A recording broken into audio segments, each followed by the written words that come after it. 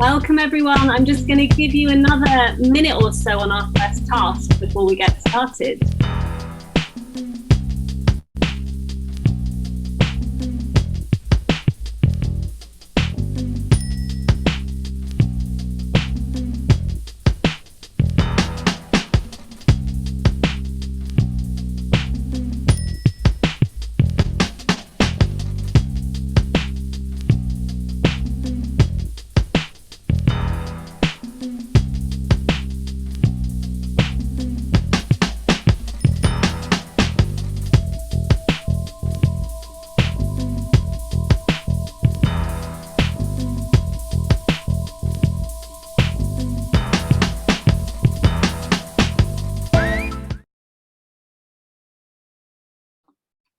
Well, hello, a very warm welcome to you all, and thank you for joining us today for the launch of RTI International's how-to guide on designing effective numeracy programs. My name is Alice Cornish and I'm a director at Better Purpose, and I'm very pleased to be hosting today's webinar for you. Now, this webinar, as I hope you know, is all about acquainting you with the guide and bringing it to life. So I first want to draw your attention to the QR code and the link at the corner of your screen. So if you open up the camera on your phone and hold it up to the code, you should be directed straight to the numeracy guide, which is hosted on the Science of Teaching website, where you'll also find a range of other how-to guides relating to the science of teaching, foundational literacy and numeracy, including a series on structured pedagogy, assessment-informed instruction, pre-service teacher education and language of instruction. It's a real treasure trove, so please do go and have an explore, download the guide, save them to your desktop, and don't forget to tell us what you think about them too. You'll notice that each guide actually has a link to a very, very short Google form so that you can share your feedback with RTI, which we really welcome, so please do look out for that. Now, I hope those two quick tasks have whet your appetite and got you in the mood to talk about maths today, because we have a very exciting agenda for you. We'll be starting off by hearing more from RTI International and the Bill and Melinda Gates Foundation, who funded this work, who'll be telling you a bit more about the context for developing this guide. We'll then be diving into the guide itself with a walkthrough of the key points by two of the guide authors. We then want to bring some of these messages to life and show you what they look like in practice. And so we'll be hearing from three different interventions who apply some of the principles covered in the guides to the work that they do on the ground. And they're going to show us what these principles look like in the classroom, and also be here to answer your questions. Finally, before we finish up, we are honoured and delighted to have Lindiwe Chide from the Malawi Ministry of Education, who is going to tell you a bit more about their new national numeracy programme in Malawi, which is being rolled out nationally and is aimed at improving education outcomes in the early stages of schooling. Now, before we get started, I'd love to find out a little bit more about who's in the room with us today. So if I may, I'm going to share a very quick poll with you all. So you should now be getting the poll popping up on your screens. There are just a couple of questions, so do fill them in and then we'll find out more who's in the room. So we want to know where you're dialing in from, which of the following best describes your work, and where the focus of your work is. I'm going to give you 10 seconds more to fill that in.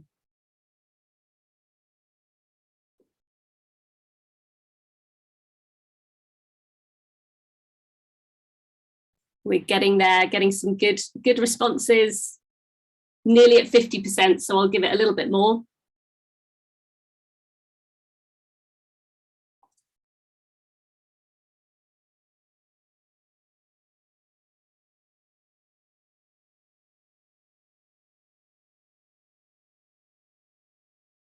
Give it another few seconds.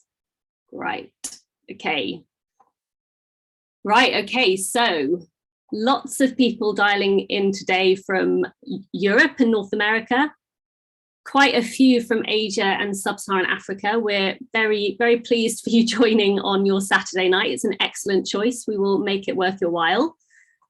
lots of people who work in NGOs and INGOs, by far the biggest representation here. And in terms of where the focus of your work is, I can see there's a huge number of people on this call who are focused on working in Asia and sub-Saharan Africa, amongst other places. That's great. Thank you for doing that. So I'm going to ask one more set of questions now. We'd love to hear who here has had a chance to read the guide, and there is no judgment at all. We know you're all very busy people. And also the experience and knowledge that you're bringing into today's session. So let me just launch the last and second poll.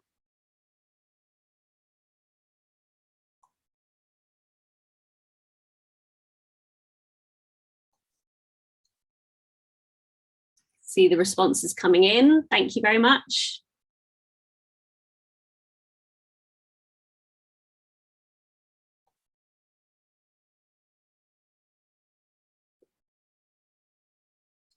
Right. Few more seconds. The honesty is great. Keep it coming. Okay. All right, so you're an honest bunch, which is brilliant. So some of you have read it or sort of flicked through at least. Lots of you, it's on your to-do list. So that's your homework for today. Hopefully we'll be whetting your appetite with today's session, that you'll go away over the weekend and dig into that guide a little bit more. What's also really interesting is there's lots of people here who know a bit about numeracy but are looking forward to learning more. So we really welcome you all. Thank you for coming and spending this time with us to learn together. Okay, so at this point, I'm going to pass over to Dr. Wendi Ralaingita, who's the Principal Investigator for the Implementing the Science of Teaching grant at RTI International, to say a few words of welcome. Wendi is a specialist in curriculum and instruction with more than 25 years of experience in teaching, training and teacher education, and 15 years of experience in education program management. Crucially, she was also one of the team of authors on this guide, so we're really pleased that she's here for some welcoming remarks. Over to you, Wendi. Thank you, Alice. Welcome, everyone. Good morning, good afternoon, good evening. Thank you all for joining us today. I'd also like to thank the Gates Foundation for making this webinar possible, as well as for making possible both this numeracy Science of Teaching guide and the other Science of Teaching guides. When you go to the site that was linked in the chat, as well as the QR code, you'll see a number of guides. So the numeracy guide is on there, as well as the series of structured pedagogy guides, pre-service, assessment-informed instruction, all of which were made possible by the Gates Foundation, as well as an advisory committee represented by many different organizations. And we really appreciate their support. So with all of these guides, I have to admit, as a mathophile and a math educator, I got my start many years ago as a math teacher in rural Namibia. I have to admit, this might be my favorite one. So I'm excited for this conversation today. I'm sure I may be preaching to the choir when I talk about the importance of foundational numeracy.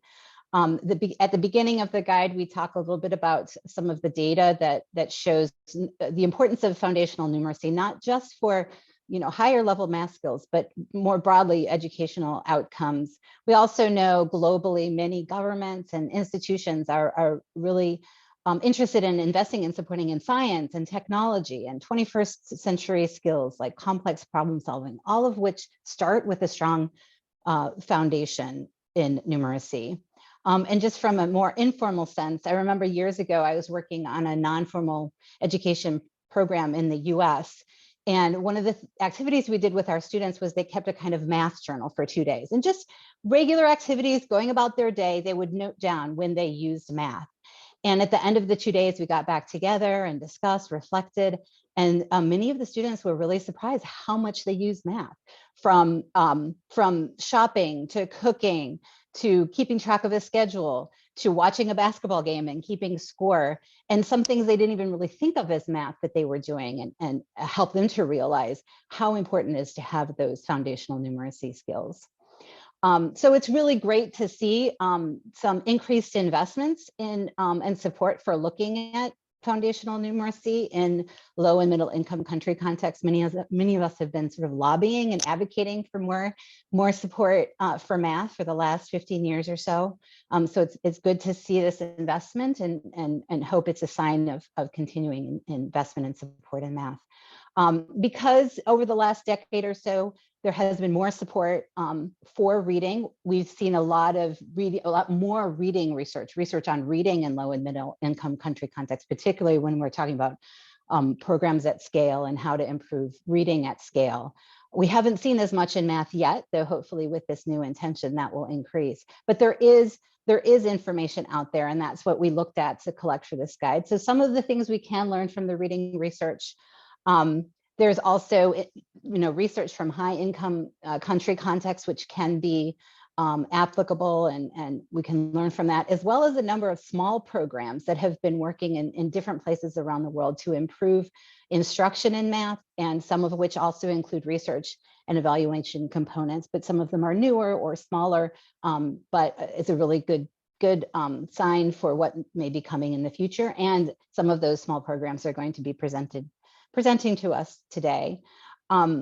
So I'm again really happy to have you all with us, and really excited to spend the next couple of hours hearing more about and discussing foundational numeracy. Thank you. Thanks so much, Wendi. Now I'm very pleased to welcome Dr. Assia Kazmi, who's the Global Education Policy Lead at the Bill and Melinda Gates Foundation, who's going to add her own introduction.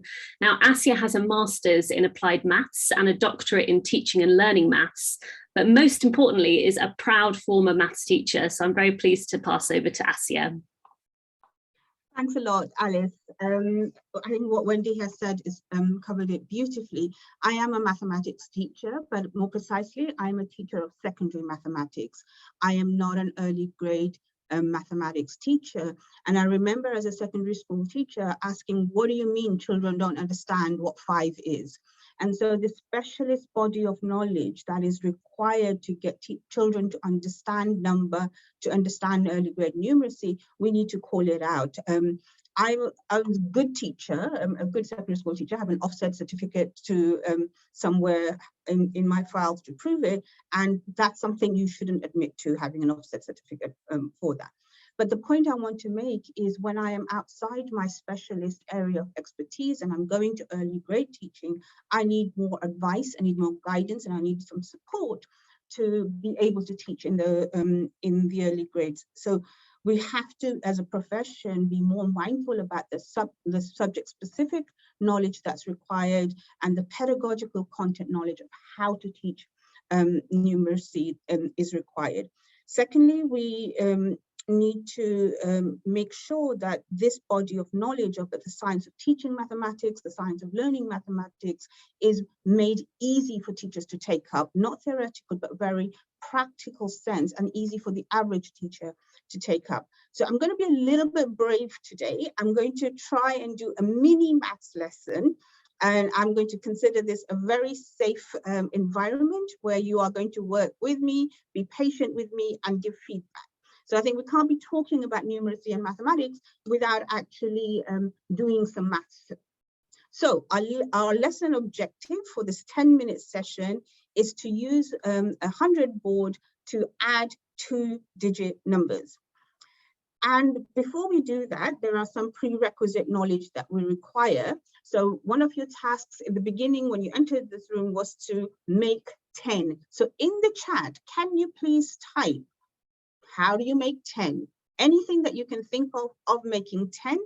And I'm going to start looking at the chat to see the answers. For 30 seconds, make as many ways of making 10 as possible.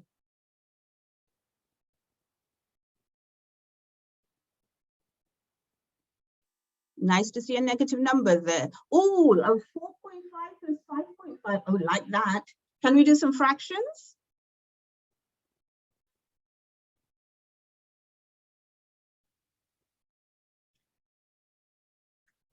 Okay, I'm looking for a fraction. Okay, great. Thank you. I'm going to stop you now. Some people are definitely game. This is our lesson starter. We've thought about different ways of making 10, and look at the wonderful numbers coming up. And if I had time, I'd love to speak to Mabuto and for her to explain what she did there. Actually, doesn't matter if we don't have time, that was too good an answer. Mabuto, can you unmute yourself and just say what you were thinking when you wrote 0.5 times 20? See, we'll have to do it through the chat because participants can't unmute. Okay, now we see the limitations of online teaching. Right, the next thing we want to do is look at what we meant by partition. Some of you might be familiar with it, some of you might not be familiar with the word partition. Basically means splitting up that number into units and tens. So for partitioning 57, we have 50 plus 7. Partitioning 22, we have 20 and 2, and so forth. We need to have this prerequisite for the work that we're going to do next. So traditionally, if you were going to add, say, 57 plus 22, Alice, what you would do is to write 57, and we see this in mathematics books across the world, and 22, column addition, and you would do 7 plus 2 is 9, 5 plus 2 is 7, 79, great.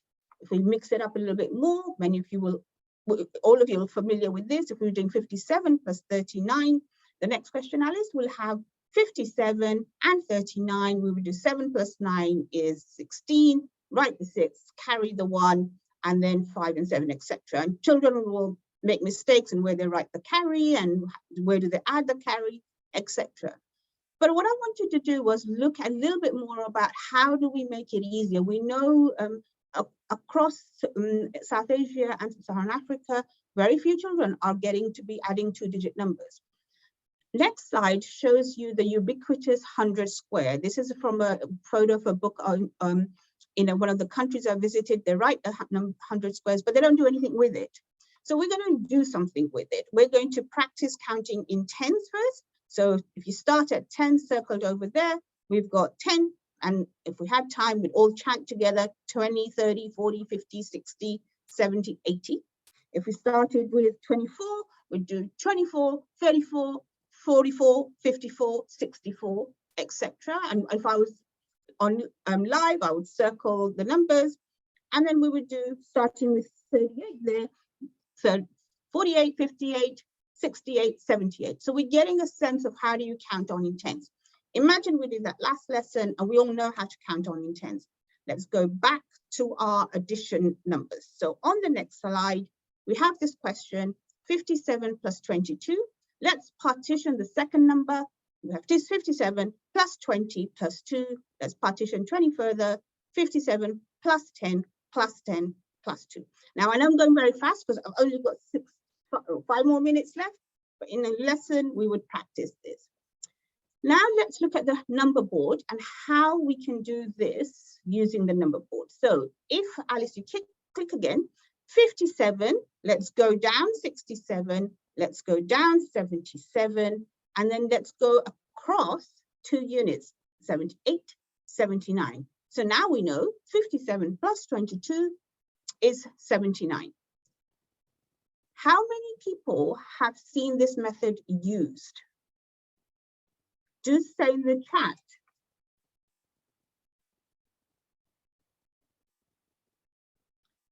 Brilliant.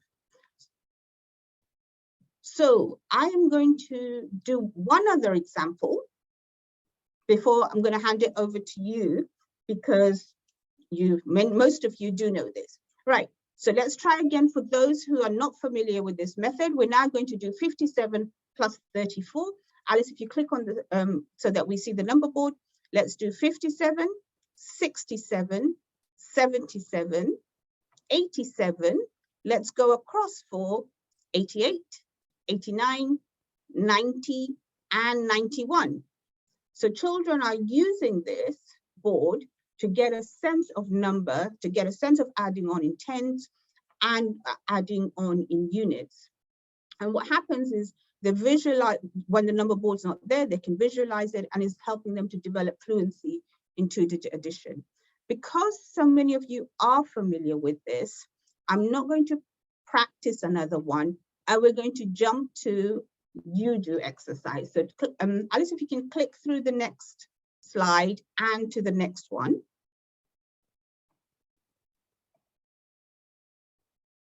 You have to click a little bit more because there's lots of clicks. And honestly, this would be easier in a Blackboard than it is on doing using PowerPoint. So if we go to this question, those of you who are familiar with this, it would be great for you to think about what are the common mistakes children would make with this, and to think about how to use it for subtraction. But those of you who are not familiar with this, I'm just going to give you a minute to actually practice some of those questions there. Just 1 minute, and then we will conclude this section.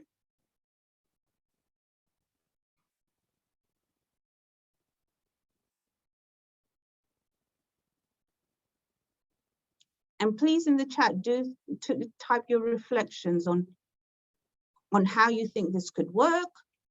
Would it be helpful? What would teachers need to do this? Exactly, Nathan.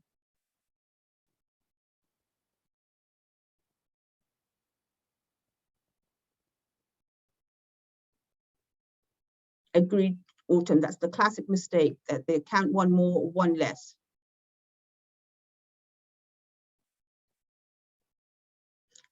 I used it, Francesca, with my secondary school classes.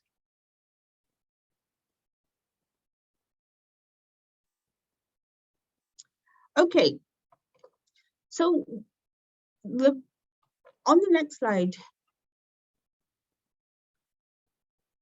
So all of these questions, Catherine, what about when you're doing in Arabic and you're feeling the next way, when you're writing the other way? All of these things can be addressed, but the importance is that teachers need to be engaging with these questions. They need to be considering what it means for their students, and then they need additional support to actually translate it into their classroom practice. All of those questions that you're suggesting in the chat also apply in the formal methods, but this actually, the visualization of numbers increasing is more helpful. So when you're doing informal methods like this first, before going to formal methods, there's a conceptual understanding of addition of two-digit numbers, moving, increasing, etc. There's a sense of number that your answer's got to be feeling right, which a number board can help with. And then this aspect of you first use the tool visually, physically, and then you start imagining it, and then you're getting fluency. And this aspect of children should be able to solve the problems in many different ways.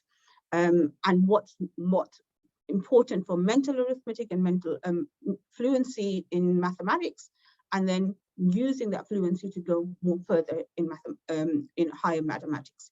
And just conclude by saying these things need to be made easy for teachers to take up. They need guidance in their lesson plans to do so, and they need discussion, and they need good understanding, topic-specific understanding of all of the ways children can have misconceptions about a program and then act on it.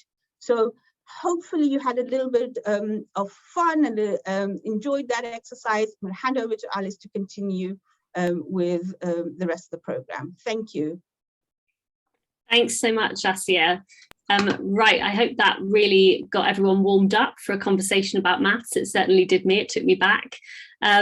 So just before we dig into the guide, what I want to just do quickly is run through some housekeeping points for the session. So there are two main ways for you to contribute today that you're already getting the hang of, I can tell. So the first is that we've got the Q&A button. This is for questions to speakers. So keep your questions coming through that channel particularly, because that's where the speakers will be able to see them. We'll be able to ask some of them live, but more importantly, all of our speakers are ready to answer your questions through that channel. The chat, as we've already been doing, is here to contribute to the discussion. So we want this to be a really lively, engaged conversation. Please do share your reflections, your challenges, additional thoughts, but keep your questions in the Q&A, please.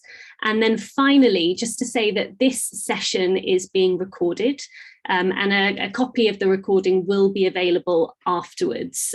So if you have colleagues or indeed if you want to revisit any of the content, it will be there for you. We'll be sharing that link. So moving into our first session then, to introduce the guide and talk through its key messages, I'm very pleased to welcome two of its authors, Dr. Yasmin Sitabkhan and Shirin Lutfeali. Yasmin is a senior mathematics education researcher with RTI International's International Education Division. She has over 17 years of experience in education and provides technical expertise in mathematics and reading instruction focused on early childhood through grade 3 in projects around the world, including in sub-Saharan Africa, South and Central Asia, North Africa and Central and South America. She's a member of the Comparative and International Education Society, the American Educational Research Association, and the National Council of Teachers of Mathematics. Shireen is a technical consultant with over 15 years of experience in multiple education settings, from classrooms to ministries of education and the non-profit sector. She's provided technical support to projects focused on literacy and numeracy and provided project management for large donor-funded projects in the Asia and MENA regions. Her expertise includes designing, evaluating and monitoring literacy and numeracy programs for the early primary grades. Yasmin and Shireen, it's great to have you here. And just a reminder before I pass over for our audience to pose questions for Yasmin and Shireen in the Q&A channel. Over to you. Thanks so much, Alice, and hello, everyone. It's great to see such a large audience gathered together to talk about math and early grades numeracy, and I'm so happy to be part of this panel. I wanted to share with you the purpose and the context of this guide that we've created before giving you a little bit of an overview on how the guide is put together. So the purpose of the guide is multiple. We see that math is gaining recognition within the donor and international development communities, but there's still a limited amount of research out there in terms of what works in early grade math contexts in low and middle income countries. So first of all, we wanted to create a resource that included evidence-based recommendations for the design and management of large-scale numeracy projects for stakeholders within international development and those working in the field and classrooms and ministries of education. But also we wanted to make sure that this document was grounded in the unique environment of math classrooms and their unique challenges in low and middle income country contexts.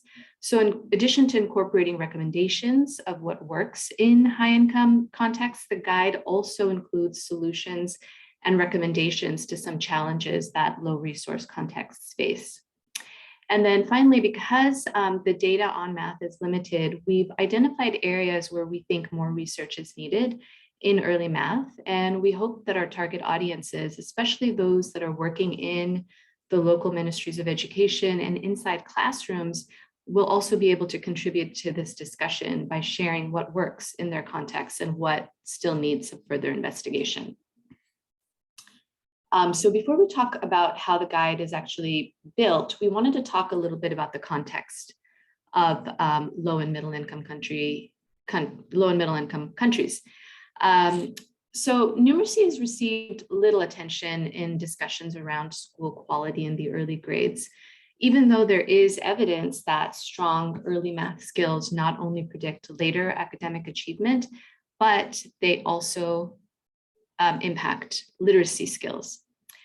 So we believe it's important to spend equal time on both literacy and numeracy, starting from the very beginning, from the early grades. And so because the discussion on quality in schools has really been centered on supporting children to read, the data on math achievement is pretty limited. And what does exist focuses mainly on assessing learning outcomes, progress towards acquiring foundational skills. So in compiling the research, we found that across countries, children struggle with foundational tasks in the early grades. For example, in Tanzania, only about 7% of children in grade 2 met addition and subtraction benchmarks by the end of second grade. We also found that teachers themselves aren't really able to go beyond the rote solving of problems And in turn, teaching in classrooms is really lecture-based. The gender divide between boys and girls in math achievement is there in the countries that we researched and looked at, although it doesn't really show up until about 3rd grade, where boys begin to outperform girls in math assessments across many countries. And this trend persists and probably grows even wider in the upper grades.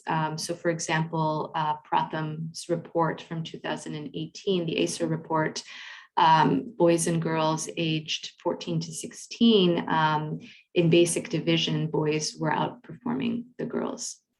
Of course, we know this has nothing to do with girls' abilities to do math, but more to do with how people perceive who can and cannot do math.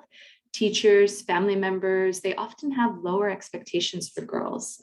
They believe that math is a subject for boys. So moving on into kind of a little bit of an overview of the guide and how the guide is put together, we knew we wanted to include a section on the what. What types of math content should be taught in the early math years? What are the different domains and the subjects? We also wanted to discuss the how. Are there specific effective ways of teaching, strategies that support effective math instruction? And we also knew that materials and manipulatives are critical, especially in those early years. So we wanted to talk about what kind of a minimum standard of materials classrooms should have and the training that's required for the use of these materials. So that's how we organize this guide. Section 1 is on curriculum and standards, and it includes information on 5 key domains of math knowledge that are taught in the early years pretty universally. And we also talk about the global proficiency framework, which defines minimum proficiency levels that students are expected to achieve within each of these 5 domains. This section on curriculum and standards also discusses learning progressions and how these are related to math curricula and the importance of strengthening both procedural and conceptual knowledge. Section 2 is all about teachers and teaching, starting with what pre-service programs can do better to better prepare teachers with both math content knowledge as well as pedagogical content knowledge to teach math effectively. And once these teachers are in the classroom, this section also elaborates on high impact strategies like discussions, explanation, justification that teachers can use to help children learn math at a deeper level. The last section on teaching and learning materials talks about how these are extremely useful for children, especially when they're learning abstract concepts like place value or even and odd numbers. And it makes these abstract concepts a lot more concrete. And we talk about a minimum standard of materials, including a textbook that should be required for every child to have. And then the training that teachers need to be able to use these materials in the classroom appropriately. And then finally, we include a section, we include an area within each section that talks about best practices, evidence-based best practices from high-income countries. And then we talk about the situation in the low and middle-income country context and a list of recommendations on what could be included in large-scale math programs in these countries. And then we end with a final set of recommendations aimed at improving early math outcomes. So now I'm going to hand it over to Yasmin, who will take you on a guided tour of the 3 sections within the guide. Over to you, Yasmin. Thanks, Shireen. And hi, everyone. I'm really glad to be here and to be talking about math with everyone today. So let's dig in first to the first area of the guide, which is curriculum and standards. So what as Shireen said, what this section is doing is talking about what should be included and what should be taught in early grade math. So our first suggestion from the guide is that math curricula should include core domains. So beyond just number and operations, but also include geometry, measurement, data analysis, those domains that we know should are taught in the early grades. And we also think math curricula should follow a typical learning progression where skills build off of each other. So something like the global proficiency framework which has a progression of all those skills across the grade levels. Another recommendation we have is that we want curricula to include both conceptual understanding and procedural fluency.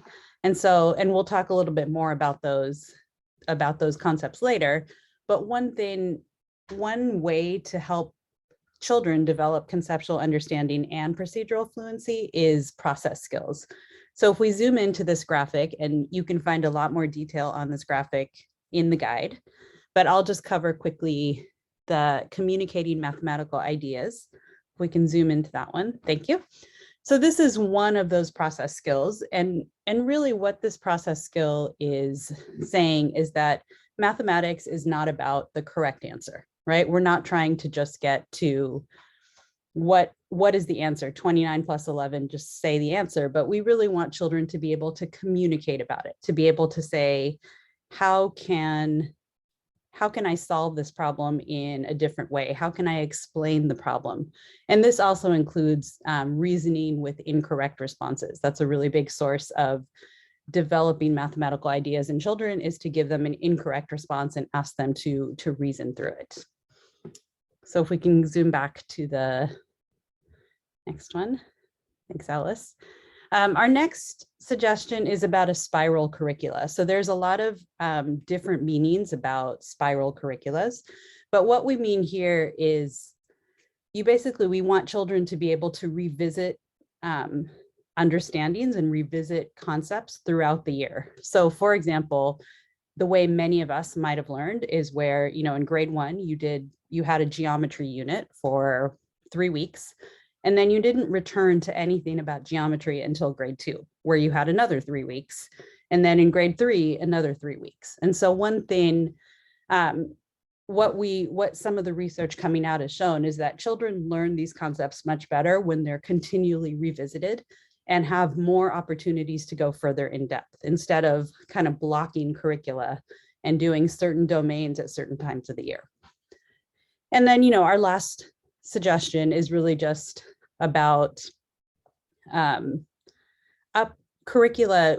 When a country is going to update a curricula or is going to develop new curriculum, I think experts with various specialties are needed. And the more that these experts can be local and can be from the school or within, the MOE from the country, that's really important, because you really want people that know what teaching and what learning looks like in that country. And so we can move on to our next one, which is teachers and teaching. So this one, so for teachers and teaching, one of the things that's really important is you want to have both trainers that have a balance of the content needed, the math content knowledge that is needed to teach primary school, as well as the pedagogical knowledge. And you want those trainers to be able to train teachers in those same types of knowledge, right? And that's what both of these first 2 points cover. And so what do we mean by, I think we all know what we mean by content knowledge, right? We know that we need to know how to add 2-digit numbers, for example. But what teachers need to know, which is, they don't need to just know how to solve a problem. They need to know how the pedagogical knowledge, how do students learn that type of knowledge? How do you best teach them? Which types of tasks could you use to best support teachers? So as an example, if we zoom into the concrete pictorial abstract graphic, and again, this is all in the guide, so you can get more details. This is just an example of one of those strategies that teachers can use to help develop conceptual understanding. And you're actually going to hear more about this approach in a later presentation today to see how it actually is working in the classroom. But this is just an example of the type of pedagogical knowledge. So knowing that when introducing certain concepts, starting with the concrete and then moving to the pictorial and then moving to the abstract to give meaning to the abstract symbols is a process that can be followed in classrooms. Okay, let's go back. Our third point is to pair teacher trainees with master teachers. And this is, I think, across the board, not just for math, but I think, I think we would agree that for all teachers, we would want teacher trainees to have a practicum in the classroom where they have real classroom situations and that they can respond to, students and what they're saying in real time. And our last one is about when training teachers, and I think this is for in-service, but also pre-service, is to really focus on these high impact strategies that there is a lot of evidence for. So I'm going to spend a little bit of time on these high impact strategies because I think they're really crucial about, what strategies teachers can use to develop what we talked about before, that conceptual understanding, as well as the procedural fluency. So our first one is linking informal and formal math. So what we mean by this is, we know that all of us do math outside of school, right? And children especially. So for example, division and the idea of fair sharing. We all have situations where we have something like this gives an example of 6 mangoes and you want to share them equally amongst your siblings. So that concept, when the teacher can bring that concept into the classroom when teaching a concept like division, is really powerful. It really helps link those understandings for the student, and it gives meaning to abstract symbols and abstract concepts. So the teacher making these explicit links is really important in the classroom. The next one is discussing mathematics. And I think we talked about this a little bit earlier with those process skills about just the importance of students being able to explain how they got to their answer and reason about their answer and talk about their answer. All of those things are really important, as well as we said before, the incorrect solution. So being able to look at an incorrect solution and reason about why it's incorrect and what that other student might have been thinking. The third one is using appropriate models and representations. We talked a little bit about this earlier, and I think, Asia's presentation earlier with the hundreds chart is a good example of this, but these representations and models, they are the math. They allow the children to see these abstract mathematical concepts. So they're not just something extra that you can bring into the classroom as afterwards. They're really the core part of instruction, and it really helps children think about these abstract ideas. So you can see here in the graphic, having both a number line and these circle area models to depict fractions they're two different ways of showing the same concept. And they're both really important for children to be able to build, flexibility and a deeper understanding of certain concepts. And our last one is using knowledge of students and learning progressions. So, again, we want instruction ideally to be targeted to student levels as much as possible.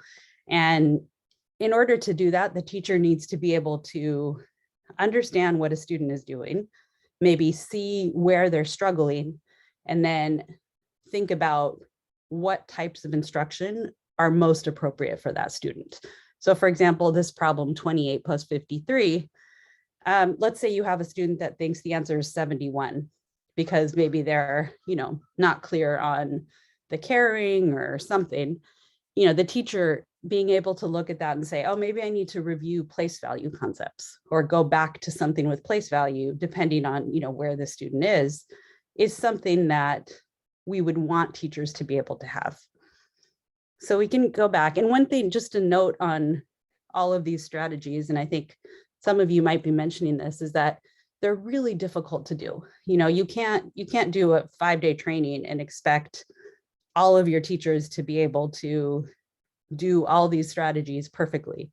So one thing we talk about a lot in the guide is creating, a pathway for teachers to say, well, if you want to do something like discussing mathematics, what's the very first step that a teacher could take to be able to implement that? And yes, it may not look like what we would, what the practice looks like on paper, but maybe there's a first step teachers can take. And then what's a second step? And what's a third step? And how can we scaffold teachers on this progression so that we're not expecting them to do everything perfectly all at once? Thanks. Okay, we can go into our last area, which is teaching and learning materials. So as I think Shireen said earlier, we want to ensure that there's a minimum standard for teaching and learning materials. So this would be, we would say, a textbook for all students, as well as a teacher's guide for our teachers. And we would want to say that this, to the extent that the teacher's guide can be aligned to the textbook and help the teacher teach the textbook, that would be ideal. And one thing, to talk about in math is we really suggest that all classrooms have a kit of manipulatives.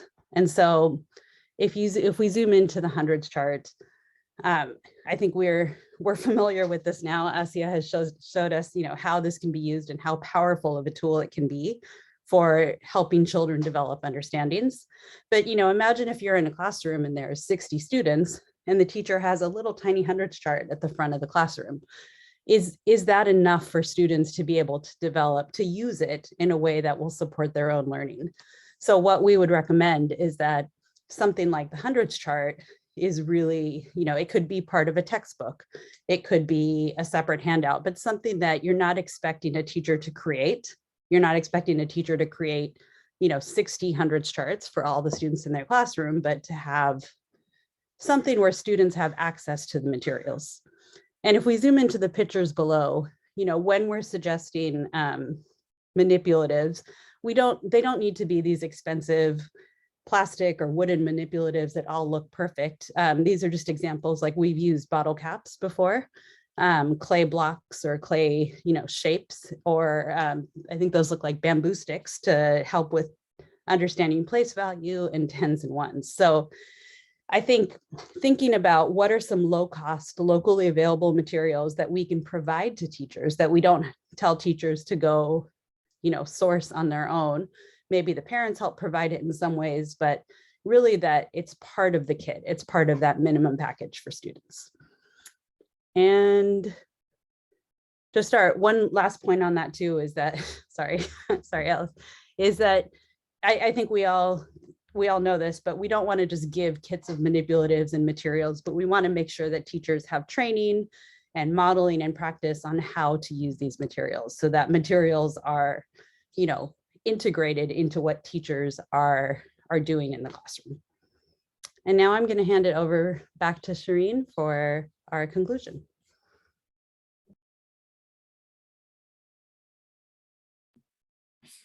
Thanks, Yasmin. So we hope that Yasmin's tour of our guide has whet your appetite to look at the guide in more detail yourselves a little bit later. And, for me, I think the most important takeaway from this guide is that numeracy is a core foundational topic and should be emphasized equally strongly as literacy has. And hopefully with that push towards focusing on math, we'll have more evidence-based early grade math programs in low and middle income country contexts that we can learn from and see what really works in classrooms in those contexts. And also it's really important to make sure that governments focus on the importance of materials in the classroom, starting with that textbook. I think we all know how there are a lot of countries that struggle with providing one textbook per child. And so that is a core material, along with some of the manipulatives and other learning materials that Yasmin and Asia mentioned. Having a minimum set of these materials really supports and deepens understanding along that concrete pictorial abstract pathway that children go through when they learn math. There's a lot of topics within the world of early numeracy that can be explored. What are topics that teachers struggle to teach effectively? Are there other effective strategies that are being used in classrooms to increase conceptual understanding of math content? If there are materials in the classroom, how are they being used by teachers, by students? And then what are some of the math attitudes and perceptions amongst teachers, communities, students that are either pushing groups of students forwards or holding them back? So again, thank you so much for participating in this discussion with us. And we hope that you are able to take a look at our guide and provide additional feedback. Thanks. Thank you so much, Yasmine and Shireen. There are a few questions that are coming through. Before I pick up just one or two of them, can I just remind people to post their questions in the Q&A? We're getting quite a few questions coming through in the chat that are really good questions. We don't want to miss them. I'm going to pick two, and I think the rest we can probably answer through as we go through the channel. But one of the questions that I just wanted to pick up on is one about the spiral curriculum. So it was asking how we can prevent, or what are some practical ways to avoid just reteaching instead of revising and progressing as part of implementing the spiral curriculum? That's the first question.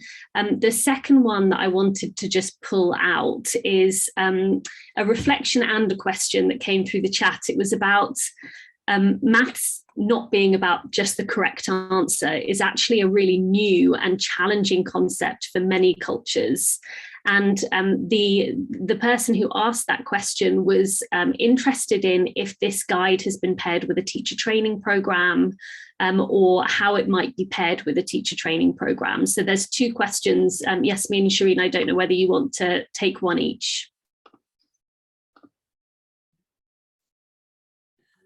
I can start, and then Shireen, if you wanna jump in. I think in terms of the spiral curricula, I'll answer that one, and about not just reteaching. I totally agree that it could very easily be turned into something that is just reteaching.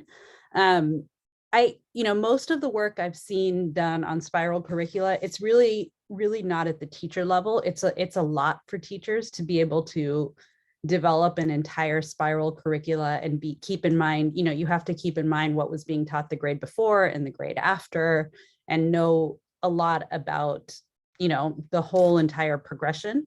I think there are documents like the Global Proficiency Framework and Learning Trajectories documents that can really help that revisiting of concepts that get deeper and deeper and deeper instead of reteaching.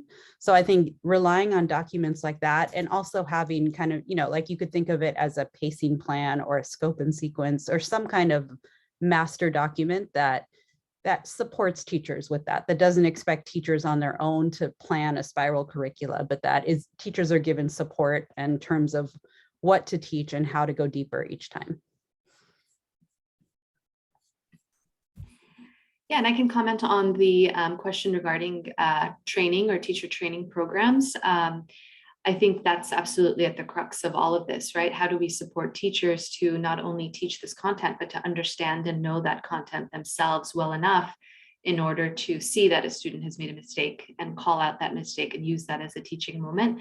And obviously it starts with how they're trained from pre-service programs and how they're developed and what content is taught in those pre-service programs, who teaches those pre-service programs. We found in a lot of our research that pre-service programs for preschool or primary school teachers are taught by people with secondary school experience, not very much experience in actually teaching children in the early grades. And so looking at how some of these programs are developed, what content they teach, whether they focus on conceptual understanding, or is it just focusing on the algorithm or procedural understanding. And I think those things are critical to evaluate when looking at training. I think the other thing, and this comes from being a teacher in the classroom, one of the ways that I learned how to teach, particularly math, was by talking to and watching other master teachers in my school. And so I think pairing teachers with other teachers who've had more experience, who understand perhaps how to teach a particular concept better, is critical. I think I learned more from my, Teresa, my next door neighbor teacher, than I did in my pre-service program. And so I think that's really, really important to have master teachers and mentors on board for new teachers particularly. And then finally, training and teacher training is never done, right? We need to continue to provide opportunities for teachers to grow their skills, to learn new ways of teaching as methods evolve and as thinking changes, in terms of providing in-service support. And so whether it's, a unit on fractions that teachers need to brush up skills on, or whether it's how to use a hundreds chart because they've never done that before, I think really focused in-service training at the school level can go a long way in brushing up teachers' knowledge and improving their confidence in teaching topics that they might not really have done well before in the past. Great, thank you both so much. We're going to move into our next session, but do keep the questions coming for Shireen and Yasmin. I think I'm right in saying that they're going to be around for the rest of the session and can answer questions through the Q&A. Our next session then invites speakers from Justice Rising in the DRC, Funda Wande in South Africa, and the Citizens Foundation in Pakistan to bring to life some of what we've heard by showing us what some of these practices that have been discussed in the guide look like in their programs.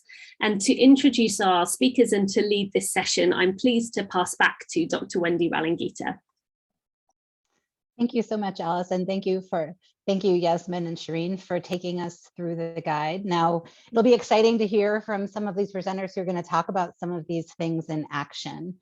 So to introduce the presenters in what I believe is the order they'll be presenting, first we'll have Permie Isaace, who is the head of content at Funda Wande in South Africa. Before joining Funda Wande, Permie was a foundation phase teacher. She's also been a part-time lecturer at Rhodes University for the past 4 years, lecturing IsiXhosa, sorry, I know that I'm not saying that correctly, method, as well as education environment. Permie has been extensively involved in the development of the Funda Wande booklets and even features in the Funda Wande videos. She's also part of the team that lectures the foundation phase literacy teaching short course at Rhodes University. And then following Permie's presentation, we'll hear from Ee-Reh Owo, who is the schools director at Justice Rising. She is an education and conflict zones expert driven to bring the best of education to the most marginalized of children. She takes a rigorous, evidence-based and pragmatic approach to solving difficult problems like running schools in war zones. Ee-Reh is a teacher by background, having taught primary level in the UK. And then after Ee-Reh, we'll hear from Azma Humayun, who has been associated with the education sector for the past 10 years. She has had experience of teaching mathematics, providing support to school leaders, teacher training, school evaluation, and curriculum and textbook development. At the Citizens Foundation, she leads the Department of Academics for the Formal Schools Unit, where she leads the development of curriculum and teaching and learning materials. Welcome to all three of you.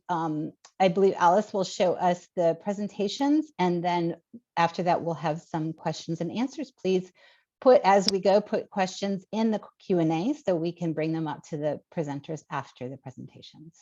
Thank you. Good day, everyone. My name is Permie Isaace, and I'm the head of content at Funda Wande. So I work with Balawande, the numeracy program, and Funda Wande, the literacy program. Okay, so today I'll be talking about the Balawande program, which is a South African numeracy intervention in foundation phase, that's grade R to grade 3. And a lot of what we do links to the recommendations in the how-to guide, but I'll focus on the materials and the training today. So what's in the Balawande box? We have print materials, and those are bilingual. Definitely English one, and the second is the language of learning and teaching of that specific school. So we have a teacher's guide, a learner's activity book, and a dictionary. Because our grade R is only implemented and piloted in one province, it's only in isiPedi and English. And our grade 1 and grade 2 material is in isiXhosa, isiPedi, and Afrikaans. And grade 3 is only in isiXhosa because it's being piloted in the Eastern Cape. Next year, it will be in Afrikaans and isiPedi. We also have a big box of manipulatives, and those are selected to support concept development. What you'll get there are counters, 10 frames, number cards, and posters. In that box, there's a teacher's box and a learner's box. And the teacher's box has manipulatives that are big so that the teacher can demonstrate in front of the class how to use the materials when she's teaching or introducing a new concept. All learners have their own manipulatives. And what we've gotten as feedback from implementation is that teachers actually prefer using certain materials, even though all the materials in the box are scripted. So part of our feedback is learning or getting to understand what are teachers and learners comfortable with using so that in the next revisions of our materials, we can reduce the amount of manipulatives that are in our box, because we do want to make it scalable and affordable for anyone who actually wants to use the materials. So what you also find in our teacher's guide is assessment. We have weekly assessment, written assessment, some are oral and practical. And we also have the use of videos where they support what is written in the teacher's guide. Because sometimes you find when we have trainings and teachers are interpreting what they are seeing in the stills, because we use a lot of photos to demonstrate and show what it is that we would like the teacher to be doing in the classroom. So what we do get over and above having those pictures and having those conversations scripted in that lesson, we have a support of a video where a master teacher is showing how this is actually done in the classroom. So in the next slide, you will see what this looks like. So in this slide, what you are seeing on the left-hand side is a page from the teacher's guide.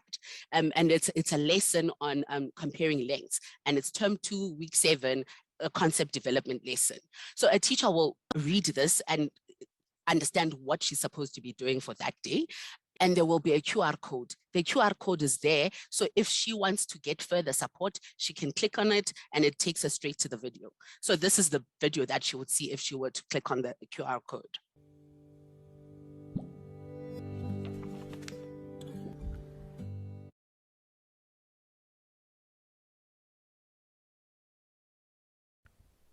Numkane, can you come here, please? And Pao, come here, please. There's something I want us to take note of. Okay. Mama up. Come, stand next to her. Okay, listen. Who is the tallest? Okay, Pao. Who is the shortest? Yes. Okay, let me stand between them. I'm now standing with them, hey? Who is the tallest? It's me. Who is the shortest? Do you see the blocks in front of you? This is what I want you to do with those blocks. I want you to build a tower. It doesn't matter if it has 1 or 2 blocks. What do I want us to do? Use your blocks to build a tower. Sit down, girls. Let's quickly build those towers. I will count. 5, 4, 3, 2, 1. Time up. Put your tower in front of you. Let me take these. Put your tower here.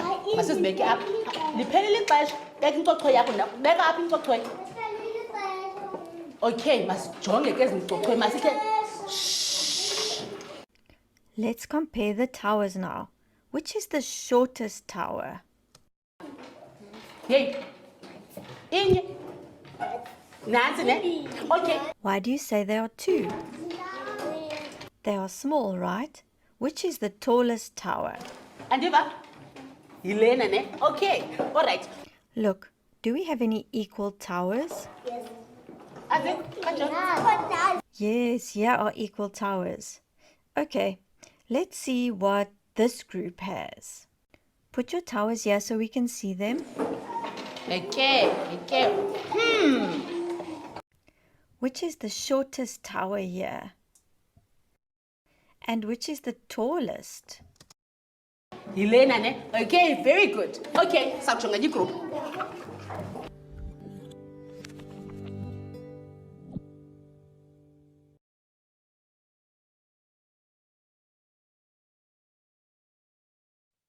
So this is the latest version of our videos. And what you can hear here is that there's a voiceover in English. But what it would look like at first was the teacher was speaking, this teacher speaking is closer here. And there would be subtitles for anyone who doesn't understand this class.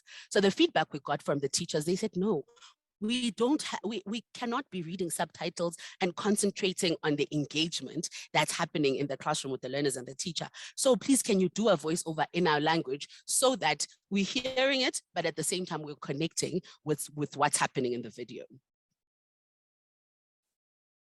Okay, so in terms of implementation, we have 3 interventions. One is in the Eastern Cape, where we have 29 schools and 30 control schools. There, the teachers receive the LTSM plus the support of the coaches. And what we do is have cluster trainings in the different districts, and those are about 3 hours, and that happens once a term. But the support really comes from having the coaches. In Limpopo, we have 80 schools and 40 control schools. 40 schools receive just the LTSM and the 2-day training and specialists that come to monitor what they are doing. And that's at a very low ratio. I think each school has about 1 visit per term. We also have the 40 schools who get the LTSM, teacher assistants and teacher assistant mentors who support the teacher assistants. They also get the 2 days of training and the specialist support who comes to monitor as well. Same ratio of 1 visit per term. The termly trainings are for 2 days, and also the TA mentors and the mentors get 2-day trainings from the math specialists. In the Western Cape, we have 50 schools, 40 are Afrikaans and 10 is Xhosa. They also receive the LTSM, but here they are supported by subject advisors who are employees of the education department. So we, as the Balawande group, train them for once a term, and then they in turn train the teachers and support the teachers. Okay, so what you see in the slide are the results of the EGMA that was administered at the end of last year in Limpopo. You see the control school is the first bar, the second bar is the LTSM schools, and the last one is the LTSM plus the TAs. And what this actually shows us is that there is no improvement in what the control schools and our material schools are achieving. And where you see a big difference is with the TA schools. Here you see in the learners that are achieving at level 1, their numbers have been reduced to 43% compared to the 61% in the 2 other bars. And what you also see is that there's been an increase in learners that are achieving at level 3, which is compared to the 16 and 17% now is up to 30%. And what we think is part of why these results improved is because of the TA effect. And the TAs in our program are trained on how to assist learners during maths lessons, and they're also trained on how to support learners from where they are. So they get extensive training and activities that help them understand the different scaffolding levels. So the lessons we've learned so far is the importance of buy-in from all stakeholders, and not just separately, because what we kept getting was teachers were complaining about how the department is expecting them to implement the other programs that they were monitoring them on, whereas they weren't monitoring them on the Balawande program, right? So we needed to have all the stakeholders in one room where they can all hear from the horse's mouth people saying, we are endorsing this program, use it, and use only the Balawande program for maths. Also, another thing we learned was that the training sessions were evidently not enough, because if you see what the LTSM schools are producing, it doesn't show any difference compared to a control school who isn't using the Balawande program.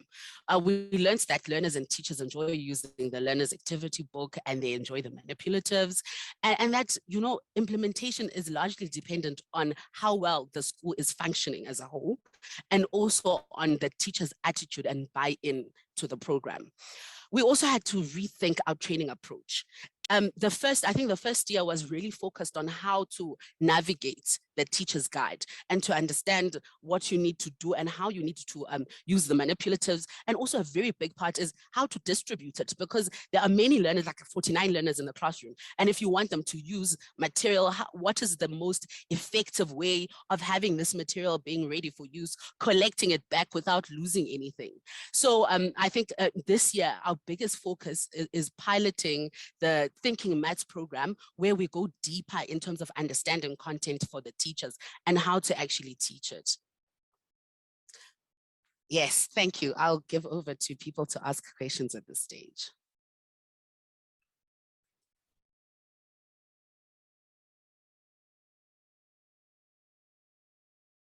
Hello, so it is just such a pleasure for me to be with you here today. My name is Ee-Reh Owo, and I'm the Schools Director at Justice Rising. For those of you who haven't come across Justice Rising before, we are a network of 18 schools that operate in the North Kivu province, which is in the east of the DRC. It's an area that has been affected by protracted conflict for over 30 years. And we really target our schools to be built in areas that are kind of marginalized and have more vulnerable populations because there's weak infrastructure. A lot of our schools are surrounding Goma, but we also have schools that are operating in kind of like active red zones, which are rebel held. And this is a picture of one of our schools and nursery school from October this year. So this is our kind of approach to numeracy. And as you can see up here, we have tried to really bring like what the evidence says, as has been summarized so well in the guide that's been launched here today. And then we have brought it to meet our context. So the teachers that we're working with, the schools that we are in. And what we found is that when we're bringing in change, because people find change difficult, all people find change difficult, it's helpful to look for some like powerful tweaks. So what is the single most powerful change that we can make to transform learning outcomes for our students? And so I guess when it comes to like these three strands here, I'll just go through them, and this is kind of what that has looked like. So what we found when we started talking to our head teachers and teachers about concrete pictorial abstract was that they had this concept of the MADI, and this is basically didactic materials, and it's particularly strong, we found, in lower grades of primary school and in early childhood development classes. They said, what you're talking about with the concrete materials, that is the MADI. So that was a really helpful kind of way in that everybody knew about, to be able to kind of grasp a hold of the importance of using concrete materials, especially in maths. What was a bit of a change for some of our teachers was the order. So it was really helpful for them, and this was the tweak, I guess, just to know that for children's development and for them to grasp the concepts well, that you should go concrete, pictorial, then abstract. And we don't ask them to use anything new or to go out and buy anything new. They just use the materials that are readily available to them. You'll see an example of that in a minute. So I do, we do, you do. It's this gradual release approach, something that when I was a teacher, I absolutely swore by. When I was training teachers in the UK, I would swear by. I think it's very much a universal approach. What we did with that was we integrated it into there is a distinct Congolese approach to teaching lessons, and we integrated it into that. And we introduced it through practice-based teacher training. And then actually, I didn't ask them to do this, but they integrated it then directly into their planning pro formas, which was wonderful to see. And I'm going to go into a bit more detail of how we practice the I do, we do, you do, because the way that we approach it, I don't think is universal. And then retrieval practice and interweaving. I know we've heard about like this spiral curriculum. The way that kind of turns up in our approach is through the revision. So that is the first part of every lesson in every maths lesson in our schools, where they are connecting old learning to new, but they are also doing some retrieval practice. When they're doing that, like, we try to make sure that there's something that connects it, so it kind of continues the story. So if they're doing addition, maybe it's like counting, or if they're doing multiplication, it might be repeated addition. But also we try to introduce some interleaving so that to combat the forgetting curve.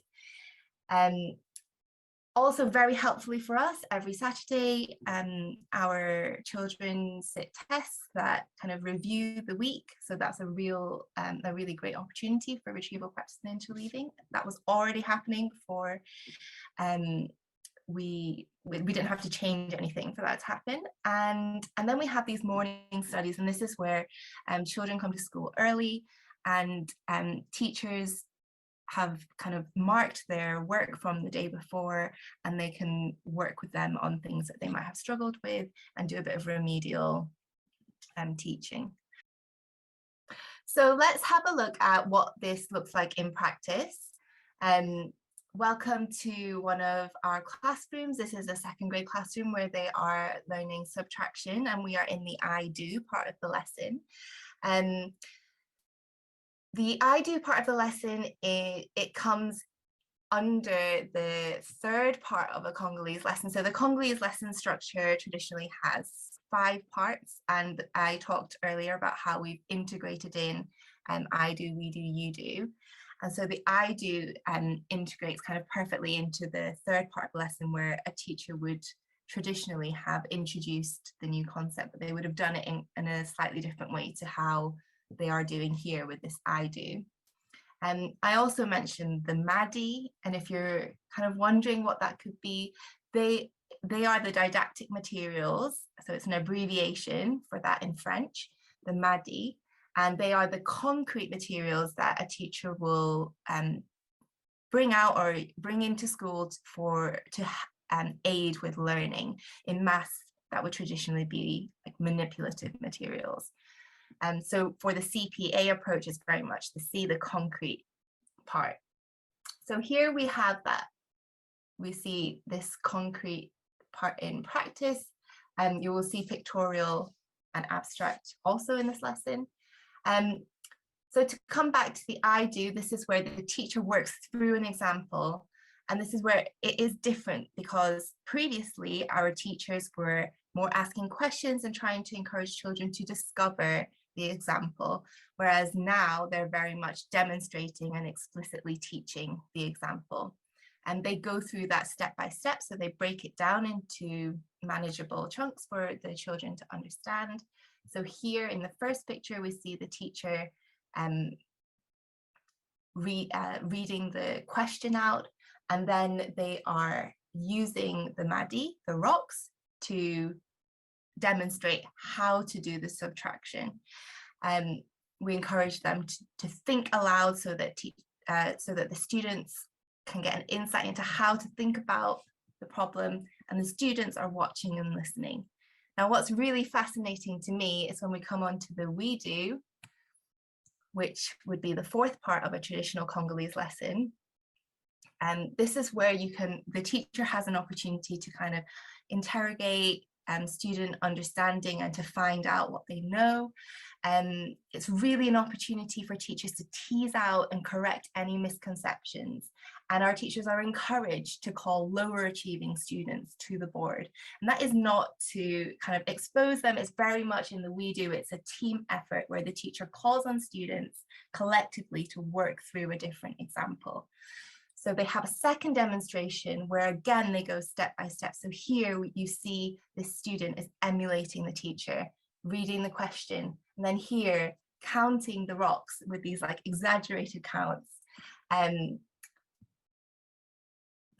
in doing that, it's the second step of this gradual release.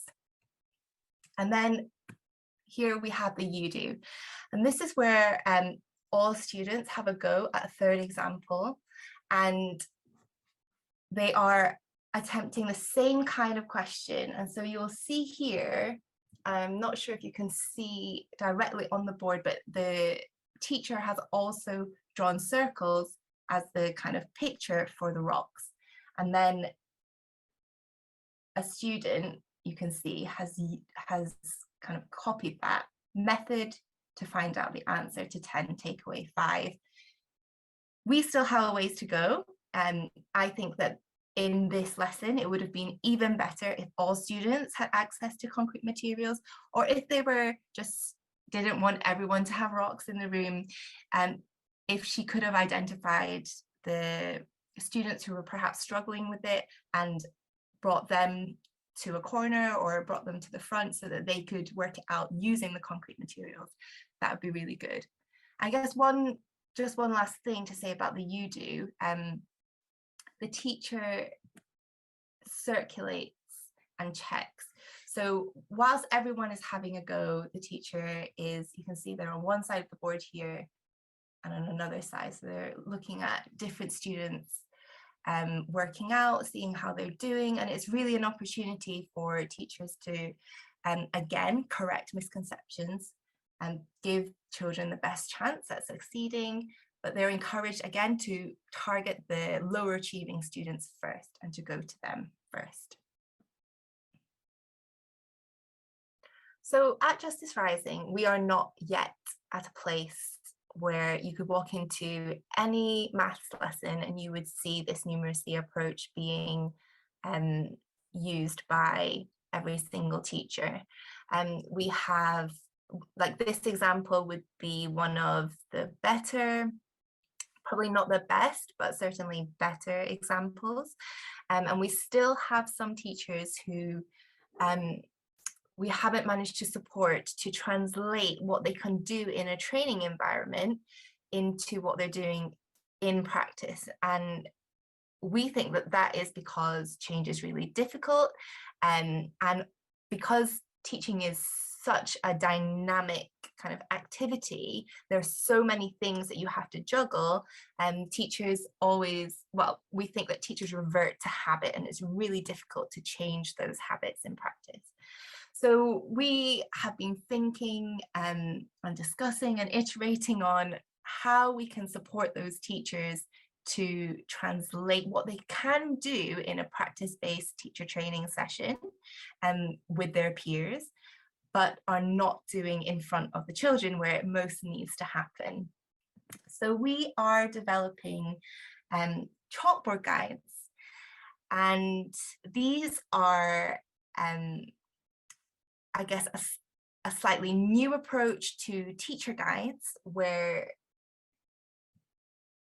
teachers are presented with the model chalkboard, and then they have the kind of like more traditional directions and questions underneath. And these have been developed together with our teachers speaking into the design, and they are supposed to harness the ubiquity and the power of the board. So it doesn't have to be a chalkboard. These same principles apply whether a teacher is using a visualizer or an interactive whiteboard. You won't see one of those in our schools, or even like a PowerPoint or the back of a napkin. They are inspired by bansho, which is something that Japanese teachers receive training in. It's the art of board writing, where the board should tell the story of the lesson, and they just like really harness the power of the board and like the way that you lay things out, and the fact that it's elevated and everyone can see it, and it can really like empower an explanation and bring it to life. They are underpinned by direct or explicit instruction and dual coding and cognitive load theory. But then we're also trying to be really pragmatic and make sure that they are just one page per guide, and they just have like 1/2 day of introductory training, and then that should be it. Just trying to keep the cost down. Teachers are at the center, and that is really important for us. So we have made these guides entirely optional for our teachers, and that in turn puts pressure on us to make them as good as they possibly can be, to make teachers want to use them. The most significant change during the first field test, and actually also in the second, which is just coming to an end now, was that teachers left the material on the board. They were in the habit before of always wiping the board clean, and in a sparse classroom that meant that children aren't seeing, they lack visual aids. And head teachers were saying that students found learning easier because they could refer to the board. So there we are. We've had a little bit of a whistle-stop tour of how we are trying to strengthen our approach to numeracy in our schools. I really believe that the most marginalized of children need to have access to the best of educations. And I don't think that that requires expensive and fancy resources to do that.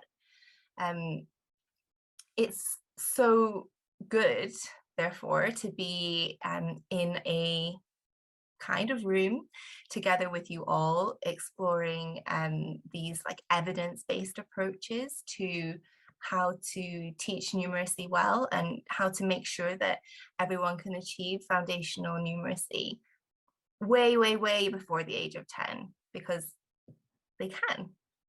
Thank you.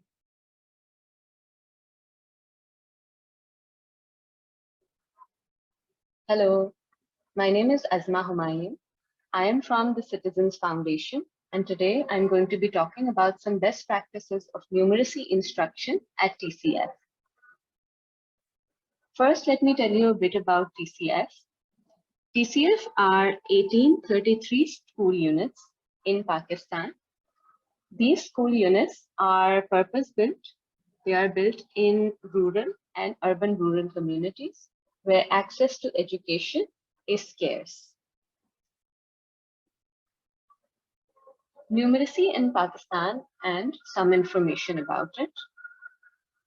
According to a report conducted by ASR, in 2023, only 23% of school-going children could solve a two-digit division problem. In schools, there are limited resources that are available for teaching. Only textbooks are available in most places. And the language of instruction of these textbooks is not the local language, but English.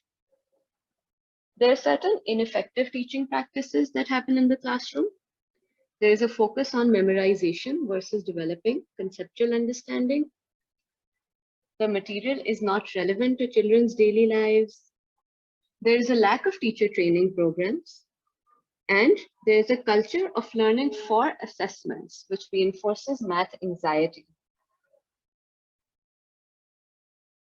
Now, I'm going to be talking about numeracy in TCF on 4 aspects: curriculum and standards, learning and teaching materials, instruction, and teacher development.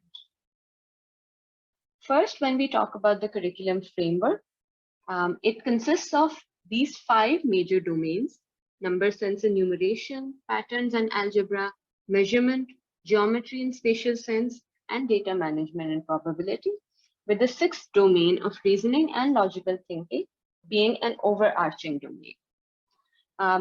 Other than these conceptual domains, there are certain mathematical skills that are embedded in each unit, and these are built by using different activities that are given in the teacher's guide or the textbook.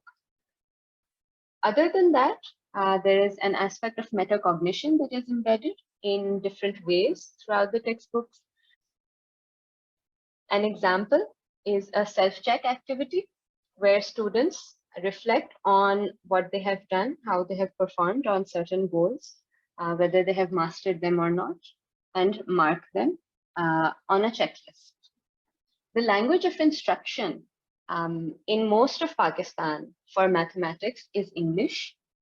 At TCF, we understand that in order to ensure conceptual understanding of math in an environment where neither the student nor the teacher is familiar with English language, either Urdu or other local languages should be used to teach math. Currently, the resources we have developed are in Urdu, but we are very quickly moving to developing resources in other regional languages as well. For example, we have started translating our materials into Sindhi, which is a local language spoken in the Sindh province. Furthermore, since English is an important language in the professional world in Pakistan, the plan is to start teaching in the local language in L1, and then transition from age 8 to age 12 across 5 years through a bilingual teaching program to completely studying math and English. The resources used in grades K to 5 in TCF schools are developed in-house by TCF. These are textbooks and workbook for students, a teacher guide for teachers, and various materials that the teachers use in the classrooms. Now, some key features of the textbook and teachers guides are that firstly, the learner materials aim to build meaning for the student through activating students' background knowledge, and by including examples, scenarios, problems, or activities that are relevant to the lives of children. This helps students engage with the material, understand it better, and remember it easily. Furthermore, when resources are used, these move from concrete to abstract, and we talk about this later when we discuss the ELPS approach.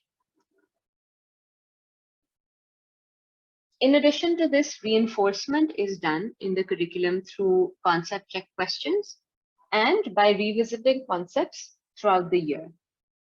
Now, here's an example of how activating students' background knowledge is used to start a unit of time. Students are first asked what would happen if they go somewhere without wearing a watch. They're also shown these two pictures and asked what difference that they see. These are things that children already know. These questions and activities will engage their interest and help the teacher introduce the concept of time and why it's important. Similarly, material in the textbook aims to create relevance with the lives of the child. An example given here is a story of two girls who are measuring time using claps and running from a tree and coming back, comparing each other's time. The children can easily relate to this, can do this themselves, and this is how the concept can easily be built. Activities are then used to reinforce the concept. Here, children are clapping and counting their own claps. Here, in another activity, they're counting from 1 to 10 while putting buttons in a box. These resources will be provided to the children by the teacher. In the third activity, they're coloring these 3 pictures and measuring how much time it takes them to color. They need to rate pictures according to the longest time it took for them to color to the shortest. Now, to introduce and develop mathematical concepts, the textbook used the ELPS approach. In the ELPS approach, the E stands for experiencing it, L means language, P means pictures, and S means symbols. An example of this approach is given here for the concept of counting and grouping. Here in this part of the teacher's guide, students are asked to count and group together ice cream sticks into groups of 10.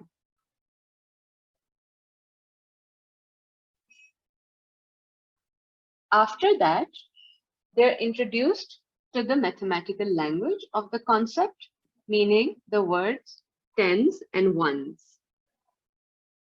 That is further reinforced by giving multiple pictures of the concept and asking students to practice using pictures. And lastly, symbols are introduced where students will eventually move from an understanding that they developed through hands-on learning to understanding symbols. What sort of materials are used and what guidance is given to the teacher to use them? Mostly low-cost materials are used and their use is embedded in the teacher's guides. The school is provided a monthly stationery budget to manage purchase of any materials. These are all low-cost materials, and In many cases, recycled materials or recyclables can also be used. Many concepts in foundational numeracy are built using concrete materials as per the MPS approach. Now, this is an example of a page from the teacher's guide where of a certain unit, certain resources are given. Here the unit is of time in grade 1, and the teacher is supposed to use stones, pebbles, bottle caps, bowls, and paper cups for certain activities in this particular unit. These are all materials that the teacher can gather easily around her, or very low-cost materials like paper cups that can be arranged from a very minimal monthly budget for the school. After introduction of concepts and practice of mathematical skills, reinforcement is required to ensure that students do not forget what they're learning throughout the lesson, across lessons, and throughout the year. Concept check questions are one way to help that. Since there are daily scripted lesson plans provided in the teacher's guides, it is easy to embed concept check questions within each lesson plan. An example is given here from the same unit of time in grade 1, where the teacher is asking certain questions after a lesson about days of the week has been taught. Similarly, reinforcement throughout the year is ensured by using the spiral curriculum principle. There are 2 terms in a year at TCS schools. There's a document called the syllabus breakup that guides the teacher on which topics to cover in which term. These topics are from each domain in each term, and these build from simple to complex in a regular progression. Here is an example of certain topics from the domain of numbers that are covered in term 1 and term 2. In term 1, students learn to count and about the concept of ordinal numbers. In term 2, they build upon those concepts by learning about tens and ones, and then learning how to count up to 100. It is important to have a strong teacher development program to enable teachers to provide the instruction that is required by the TCF resources. The teacher development program at TCF touches 3 key aspects: general pedagogy, content knowledge, and pedagogical content knowledge. There is still a lot to do for numeracy instruction at TCF. Here's a list of things that we plan to cover over the next few years. Thank you very much for giving us the opportunity to share and for your attention.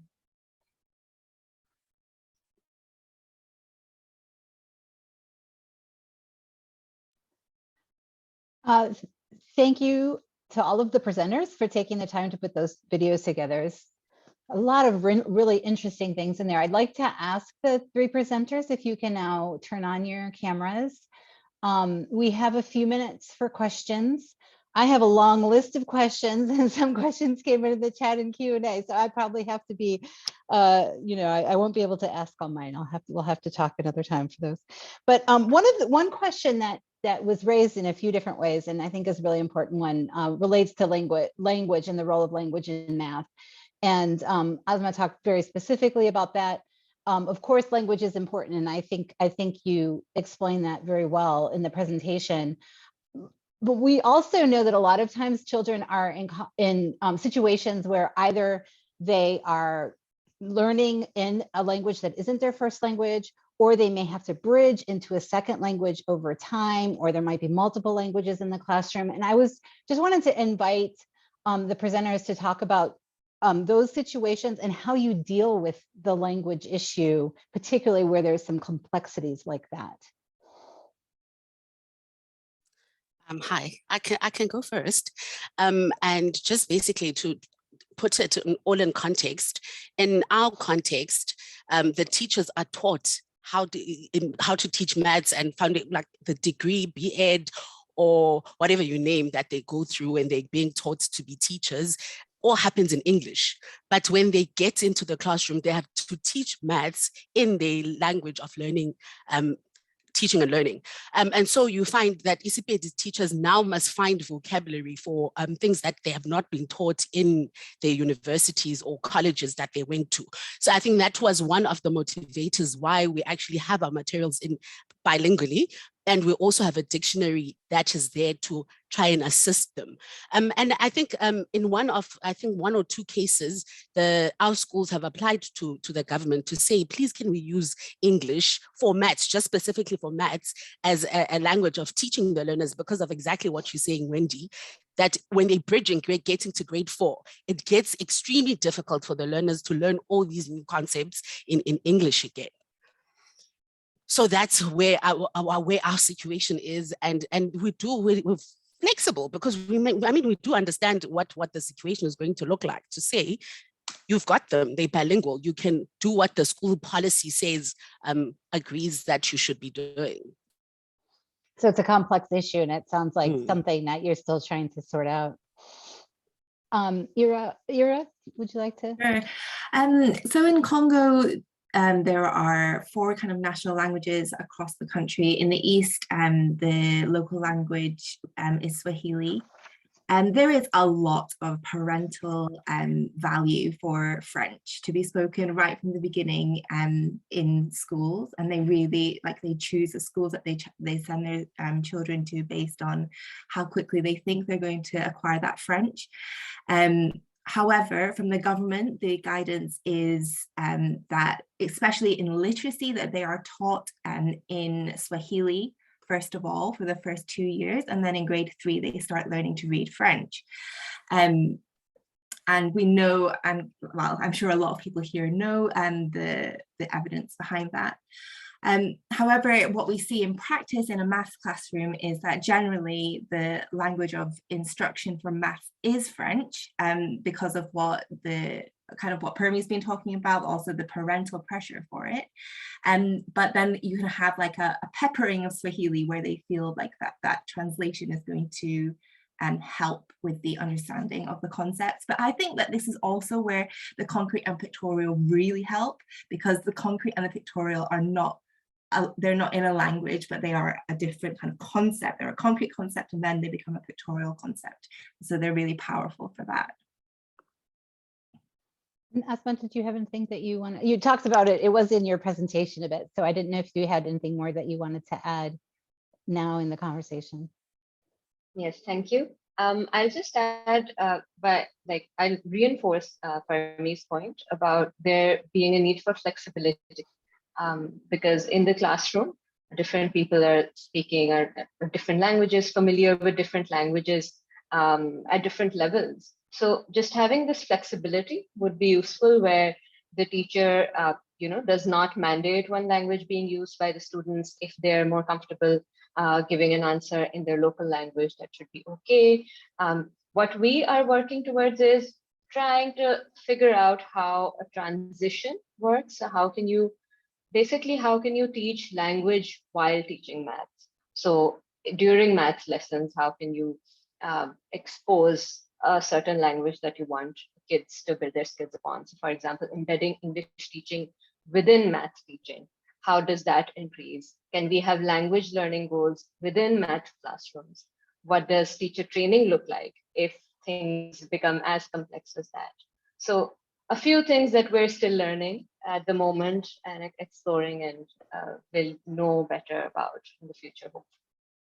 That really does, we were talking, one of the things I mentioned at the beginning is the need for more research in the area of numeracy, because we haven't had as much opportunity, there hasn't been as much support. This sounds like an area that is really ripe for more research. We're talking about developing conceptual understanding and math explanation and justification, and children being able to discuss their ideas. So figuring out how all that can happen with kind of, historically, often people are like, math is language free because it's about numbers, but we know that's not true for developing conceptual understanding. So it sounds like this is an area ripe for more research. Unfortunately, I have a whole list of questions, so we're going to have to find a way to continue this conversation offline or in further meetings. I really thank you to all of the three presenters. It was really exciting to see about the work that you're all doing. And I do have to turn it over to Alice now. Thank you so much, Wendi, Ee-Reh, Permie and Azma for that fantastic showcase. It really did bring the topic to life, and hopefully you'll be around for the next 15 minutes or so if there are more questions coming through. Now, we're really delighted to shift to hear a policymaker's perspective now, and for that we're very pleased to have some remarks from Lindiwe Chide, Deputy Director in the Department of Quality Assurance at the Malawi Ministry of Education, who has kindly put together a few words about Malawi's new national numeracy program. Now, Lindiwe wasn't able to join us right now live, but we're really grateful that she's put some time into sharing some reflections in advance. And before I play that, just to say a little bit more about the program. So the National Numeracy Program is a Malawi Ministry of Education program that aims at improving learning outcomes in mathematics in standards 1 to 4, so that girls and boys have a solid foundation in basic skills to succeed in the rest of their schooling and fulfill their potential. The program is following an adaptive approach to curriculum development rooted in international and local evidence.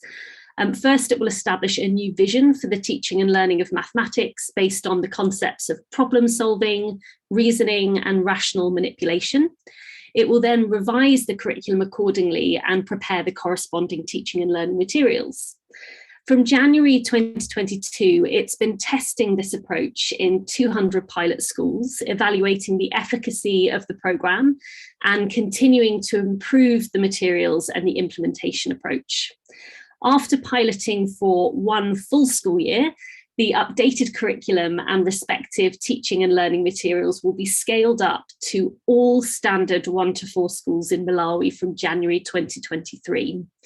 This program is led by the Malawi Ministry of Education and coordinated by the Department for Quality Assurance and Standards, with technical assistance provided by Cambridge Education and funding from the UK Foreign, Commonwealth and Development Office. The program is also supported technically by the Malawi Institute for Education. So we asked Lindiwe to tell us more about how the program came about and her reflections on the challenge of scaling across the country. So let's hear what she said.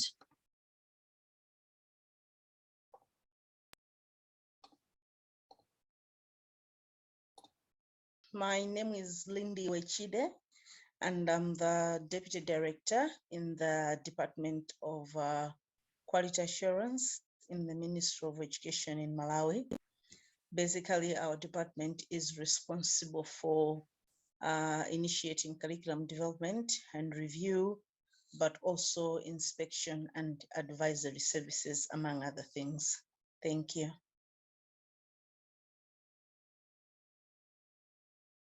We did a study.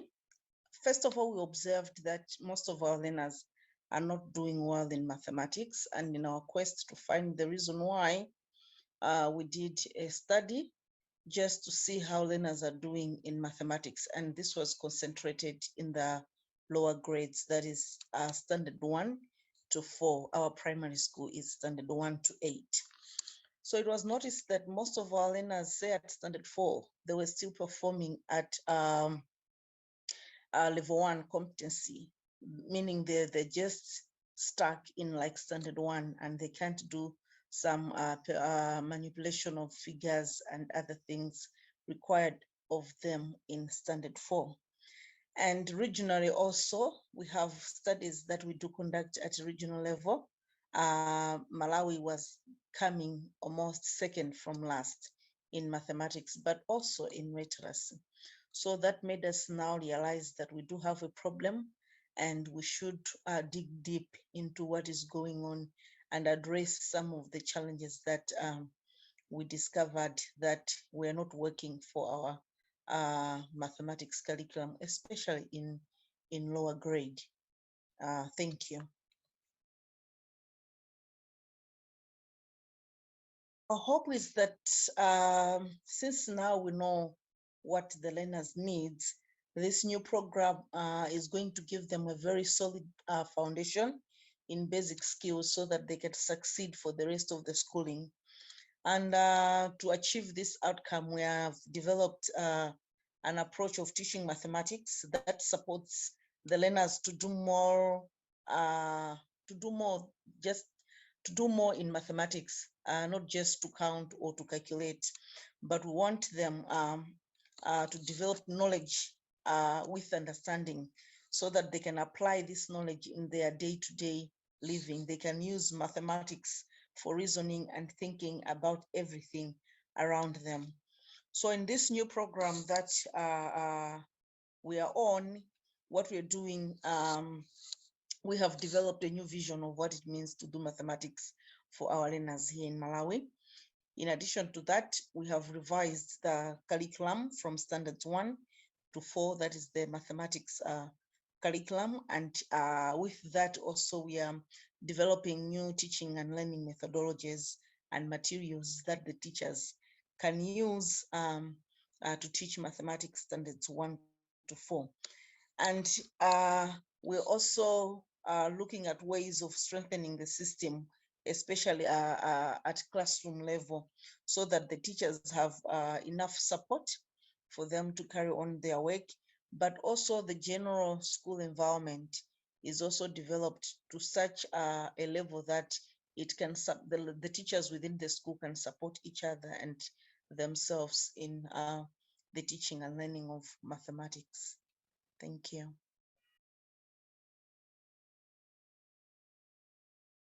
I'll start with maybe the challenges. Currently, we're thinking of, yes, how do we sustain the program beyond the support that we are receiving? I think I didn't mention earlier on that this is a program which is being supported by the FCDO and with technical support from Cambridge Education. So our major challenge that we're looking moving forward is because now currently we're in the pilot phase of the program, but when we're scaling out because of the numbers of teachers that we have, we envisage that we may have problems with the method, the cascading method for training teachers that we are going to use to orient and train the rest of the teachers throughout the country.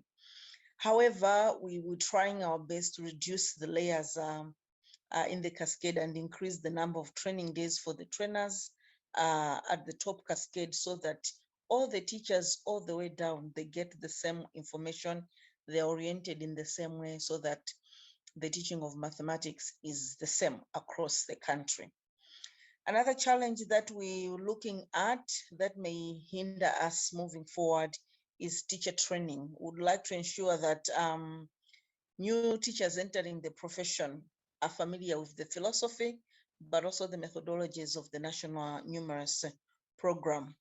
And to this effect, we are revising the curriculum for teacher training as well, so that it fits or it talks to what is in the classrooms for standard 1 to 4, so that our teachers are well prepared to go and deliver. And I think lastly, I'm looking at adoption of and the support of the program by officials within the education sector and within the different departments that we have within the ministry. You're looking at the curriculum center, you're looking at my department like quality assurance, you're looking at departments of teacher education, inclusive education. All these need to be on the same page so that we are assured of sustainability. And we've tried to bring all these departments in what we're calling in two important structures. That is the steering committee for the program, but also the program coordinating committee, so that we are all moving together at the same level. And we are assured that moving forward, the program is going to be sustainable. On the opportunities, we are looking at the program providing the promise of girls and boys having a solid foundation in basic skills to succeed. And we're sure that at the note that we've started, we are at the right point. We've observed from the pilot schools where the program is being piloted that our kids are enthusiastic and they are very eager to learn the next class of mathematics, maybe because of the methodologies that have been put in place and their involvement in the actual teaching and learning process. Thank you very much.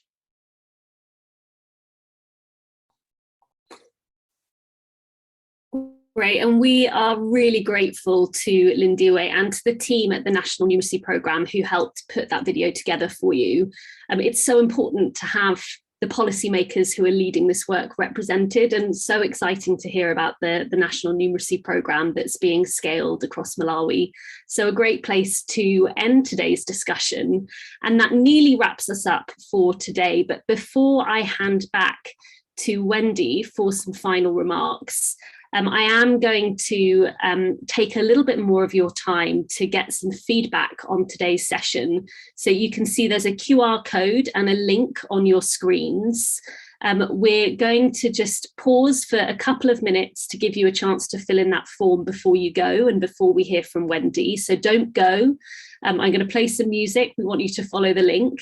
It's really important to us to understand how we can improve these sessions, and we do act on it. So we've had feedback in the past about including subtitles, and so you'll have hopefully seen today that where we have been able to, we've added subtitles to some of the pre-recorded presentations. So we really do act on it.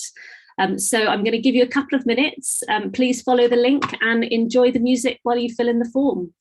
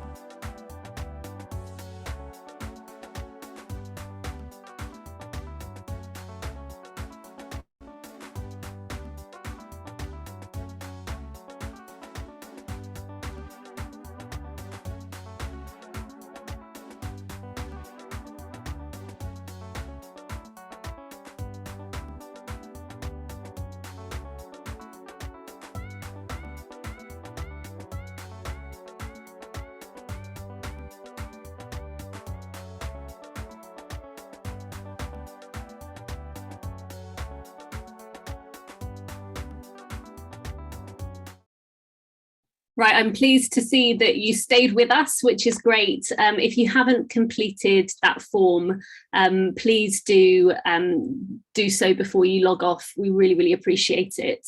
I just want to thank all of our speakers for joining us today, and all of the participants who acted so engaged in the chat and who've participated.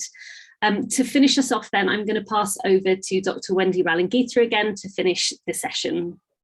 Thank you so much, Alice. And I'm going to echo so much of what I'm seeing in the chat and thank all the presenters for the wonderful pictures of what's happening in different places. It's so exciting to hear about the Malawian Ministry of Education taking their program to scale. So I want to thank you. I did want to close on some points that really stood out to me across the presentations. One is the need to start from where teachers are to honors what teachers are coming with and to see how to build on that, but also that takes time and is an iterative process, and it takes a commitment in resources, but also in terms of time. I really like the idea of powerful tweaks, which really speaks to building on what teachers come with.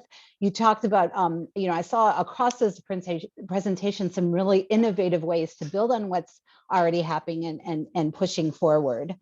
And I also noticed, through all the presentations, really stood out to me in the presentation from the Ministry of Education in Malawi of all the different pieces that are coming together. If you think of the structured pedagogy, science of teaching guide, how all of those pieces from teacher professional development to systems work to assessment, all needing to come together to support foundational numeracy.